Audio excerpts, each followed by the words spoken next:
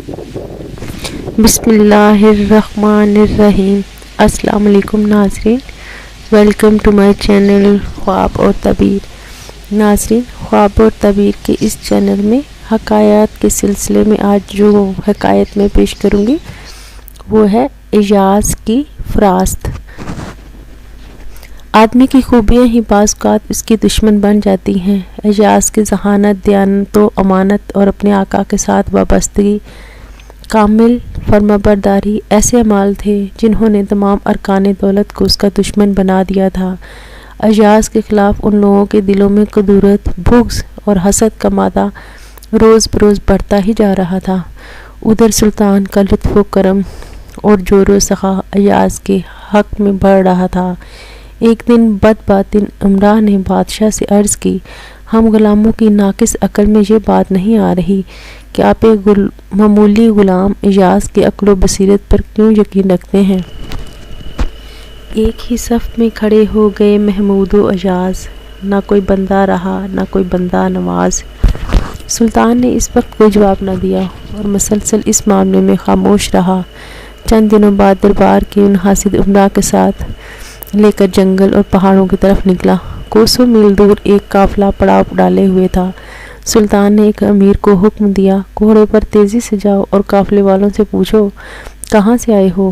وہ امیر سلطان کے حکم کی تعمیل میں گیا اور کچھ دیر بعد واپس آ کر بتایا کہ قافلہ شہر رے سے آیا ہے۔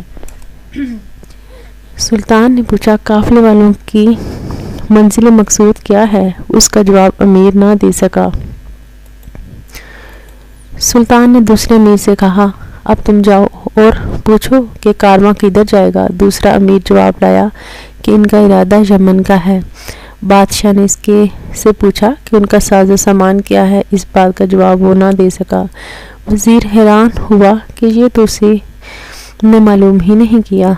بادشاہ نے ایک اور امیر کو بھیجا اور حکم دیا، دریافت کر کے آؤ کہ ان کے پاس کیا سامان ہے۔ اس نے واپس آ کر کہا، ان کا سامان رے کے برتن ہیں۔ بادشاہ نے اس سے پوچھا، وہ قافلہ رے شہر سے کب نکلا تھا؟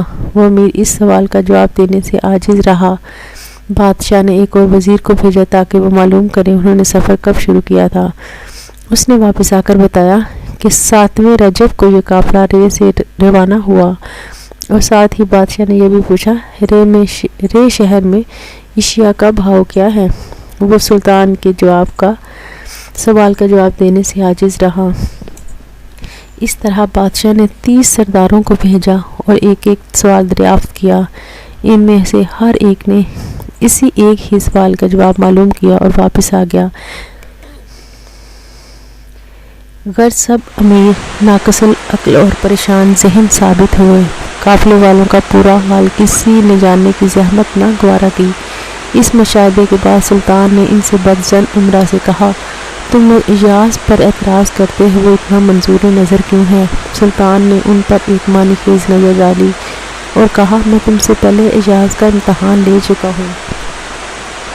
میں نے اس کو یہ دریافت کرنے کے لیے بھیجا کہ قافلہ کہاں سے آیا ہے۔ وہ گیا اور قافلے کا سارا حال دریافت کر کے واپس آیا۔ میں نے اس سے جو سوال کیا اس نے تسلی بخش جواب دیا۔ جو معلومات تم 30 آدمیوں نے 30 پھیروں میں فراہم کی، اب تمہیں پتہ چل گیا ہے کہ میں اس کی قدر کیوں کرتا ہوں۔ یہ سن کر سب امیروں کے چہرے شرم سے پانی پانی ہو گئے۔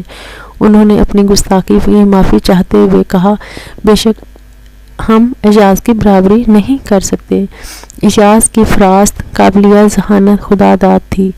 درس حیات یہ ملتا ہے، حسد ایک بیماری ہے اور اس سے ہمیشہ بچنا چاہیے۔